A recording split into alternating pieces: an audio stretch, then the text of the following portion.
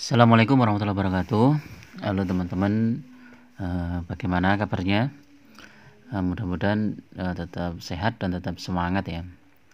Dan selalu bersyukur ya, karena dengan bersyukur insya Allah hidup kita akan lebih mudah ya. Nah, di video kali ini ya, ini sore hari di hari Sabtu ya, aku coba review, ada pertanyaan ya dari seorang teman. Ya tepatnya komentar ya di channel ini. Kenapa saham yang fundamentalnya bagus kok cut loss gitu ya. Jadi kalau fundamental bagus kan seharusnya nggak usah cut loss dan ditahan saja gitu kan, karena sudah yakin pasti balik gitu kan. Nah, ini berkaitan pertanyaan dengan itu. Ini saya hubungkan dengan teknik investasi saham beberapa model ya. Jadi memang investasi saham itu ada beberapa model dan tiap orang itu mungkin berbeda-beda caranya ya.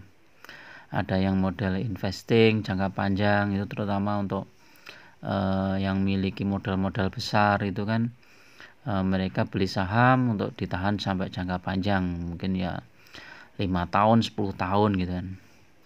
Nah, ada yang model swing, jadi beli saham di bawah, terus nanti kalau misalnya sudah profit 20% apa 25% dijual gitu kan. Nah, tapi ada juga yang model trading ya. Model trading itu nggak harus scalping ya. Trading atau swing itu kan bisa mingguan atau mungkin harian ya, sehari 2 hari, kalau naik jual gitu. Nanti antri lagi di bawah atau bisa beli lagi di atas, tapi targetnya juga lebih ke atas lagi. Ada yang scalping yang sehari ya, beli pagi jual sore gitu, atau beli sore jual pagi. Nah, tiap orang kan tradingnya modelnya macam-macam ya.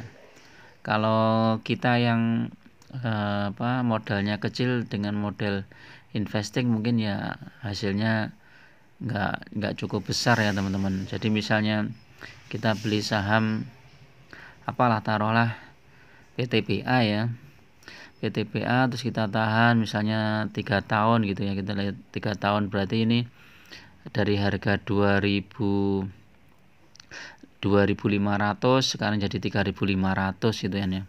Jadi naiknya cuma 1.000 poin selama 3 tahun. Kalau 5 tahun ya, ini dari harga 2.000 menjadi 3.700, naiknya 1.500 poin. Jadi kan kecil, kemungkinan kecil. Ini di luar tentu saja dividen ya. Kalau nanti ditambahkan dividen semakin menjadi lebih besar lagi ya. Nah, kalau kita model seperti ini dengan jumlah saham yang besar itu nggak masalah ya. Tapi kalau modal kecil ya akhirnya sangat kecil yang kita peroleh ya. Nah, kenapa di cut loss ya saat saham turun ya, di kemarin ini ya. Ini sempat turun di harga yang, kalau nggak salah di Adaro ya, bukan PTPA ya, Adaro. Nah, Adaro ini kemarin kan longsor ya di harga dari 3.800 ya, setelah kumdit ya. Kumdit itu kalau nggak salah harga tertingginya 3850 kalau nggak salah. Terus habis itu longsor terus. Nah, ini pada saat longsor itu kan belum ada indikasi krisis ya, atau resesi ya global ya. Jadi longsornya ini masih murni longsor setelah kumdit ya, pembagian dividen ya. Jadi besoknya ini longsor sekitar 6% ya, 5% sampai 6%. Jadi kalau misalnya ini kita langsung cut loss, berarti kita dapat dividennya 6% dikurangi cut loss kita. Kalau cut loss kita 5%, ya mungkin dapatnya ya sekitar 1%, 1, sekian persen ya. Waktu itu mungkin banyak yang mengira itu akan mantul ya sahamnya ya, mungkin hari besoknya akan mantul gitu kan. Ternyata enggak, sudah hari besoknya ada isu resesi, akhirnya longsor terus. Longsor ke 3.500, kemudian ke 3.300. Nah, pada saat saham saya ke 3.300 itu saya putuskan untuk cut loss karena memang kondisi market global enggak mendukung. Terus market kita juga sudah terkoreksi tajam.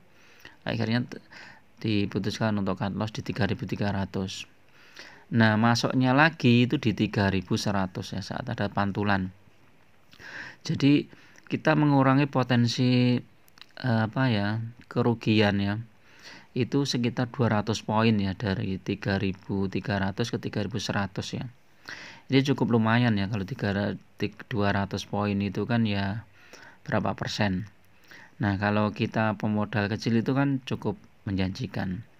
Nah, kalau teman-teman masih punya budget banyak, nggak usah cut loss, nggak masalah. Nanti di bawah langsung average down ya. Jadi kalau misalnya kita masih punya saham satu, kemudian dibawa turun, nanti pada saat average down di bawah kita langsung beli 3 kali lipatnya atau 4 kali lipatnya, itu udah otomatis harga average-nya sudah turun ke bawah. Jadi nggak perlu cut loss ya kalau model-model seperti itu ya.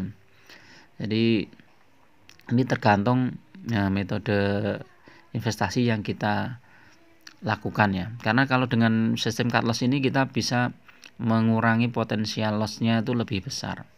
Nah, ada keuntungan juga ketika kita cut loss, itu artinya ya kita mengalami kerugian ya, ada kerugian itu. Tetapi ketika kita di bawah, maka ketika naik itu langsung ada positif. Jadi kita tinggal perhitungan aja kerugian yang kita peroleh pas cut loss itu berapa. Nah, nanti potensi yang kita peroleh setelah ada pantulan itu berapa persen, nanti tinggal mengurangi saja. Sehingga di portofolio kita nggak negatif ya, kelihatan positif. Dan kalau misalnya kita mau swing atau trading itu ya enak aja, begitu naik 3%, 2% itu kita jual, kemudian turun lagi, diambil lagi, turun lagi. Nah, ini otomatis nanti kelihatan positif ya. Jadi itu ya teman-teman, nggak harus misalnya kita ya, kalau teman-teman budgetnya banyak sih nggak masalah, nggak usah kalau saya tinggal average down aja. Nah, kalau saham kayak saham-saham Adaro ini memang dia kan ada pembagian dividen sekitar 2 kali ya. Nah, ini kan bulan Mei dan bulan Desember. Jadi setelah itu biasanya langsung longsor ya, sahamnya tuh langsung longsor. Jadi misalnya ini ya, bulan Mei mana coba kita lihat. Nah, ini bulan Mei ini di sini dia longsor. Kemudian di bulan Desember di sini ya, ini longsor juga. Oktober, November, Desember ini juga longsor juga. Jadi memang ada indikasi longsor. Jadi ketika kita investasi di saham-saham komoditas ya, sebaiknya memang ada dana cadangan untuk kita beli di bawah, atau kalau enggak ya kita cut loss. Jadi kalau memanfaatkan momentum dividen ya resikonya seperti itu. Tetapi kalau kita nggak mau dapat dividennya ketika sahamnya sudah naik, misalnya nih ya, ini dari bulan Mei ini kan turun ya, ini turun, kemudian di bulan Juli terus sampai ini turun. Nah, itu pas turun itu kita beli, nah, nanti kan sampai dengan Desember dia akan naik. Begitu naik ya sudah kita jual. Terus sudah kita jual, ini potensinya lumayan nih, dari 2.746 sampai 4.000 itu udah berapa poin itu? 2746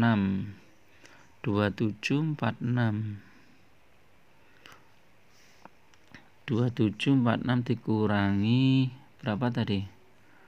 4140. Oh, kebalik ya, 4140.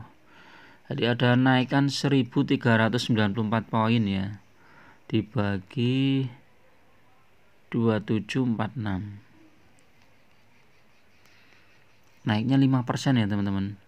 Jadi lumayan ini, naik 5% itu hampir sama dengan dividennya, dan kita nggak perlu kejebak di dividen trap. Nanti ketika setelah pembagian dividen turun drastis, kita beli lagi.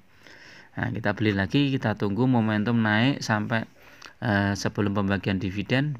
Begitu pembagian dividen ya kita jual sebelum kumdate. Jadi sebelum saham itu longsor kita sudah profit. Jadi itu ya.